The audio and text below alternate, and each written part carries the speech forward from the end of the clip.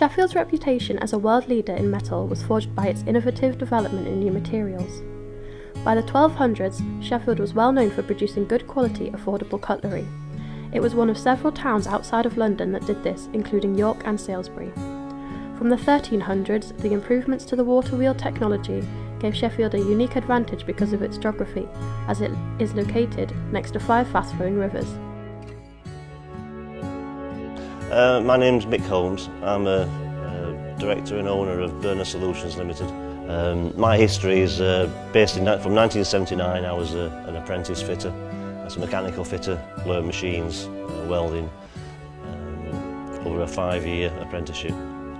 We also went to college and did day release, night school, to Sheffield Polytechnic, which is now Hallam University.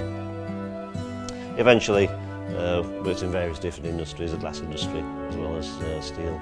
And in 2006 I set up my own business and decided to take my future in my own hands and become a company owner and risk everything. By the 1600s, Sheffield was the biggest producer of cutlery outside of London, employing around a third of the city's male population.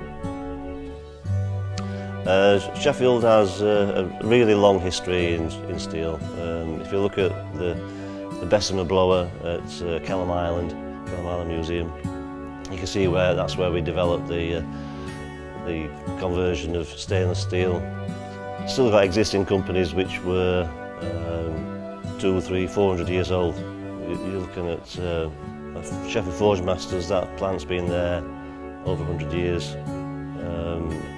It's been manufacturing high quality steels for nuclear industry, defence, a real wide range of technical applications. In the 1700s, the development of old Sheffield plate and Britannia metal allowed people to make affordable copies of fashionable silverware.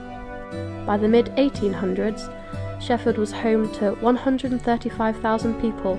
97% of all Britain's cutlers lived here, taking the industry from a small collection of family businesses to larger global firms that distributed to the entire British Empire. So we've got quite a spread of specialist companies within our city, and it's very important to keep that going. So we need to keep our heritage moving and not forget it. And we have special skills in the engineers and the companies.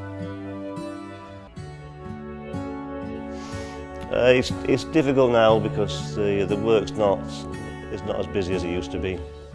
Being a supplier, we have to be more competitive.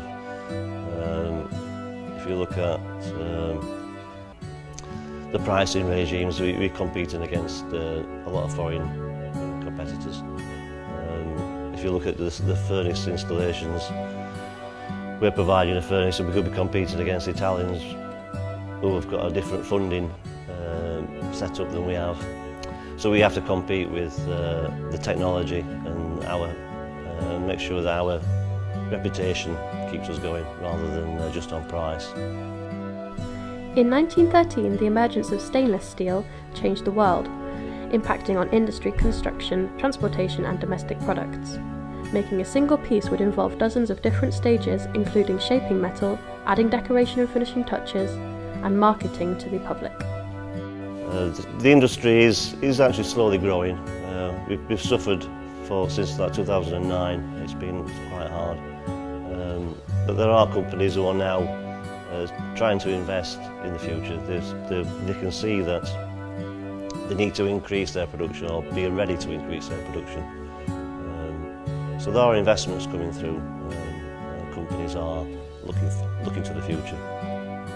So if that keeps on going, there's obviously people at the higher level of management that can see that there's development, there's some manufacturing somewhere that's going to improve, and we should be picking up speed again within a few years' time. So there is a good future. It's just at the moment it's kind of hard.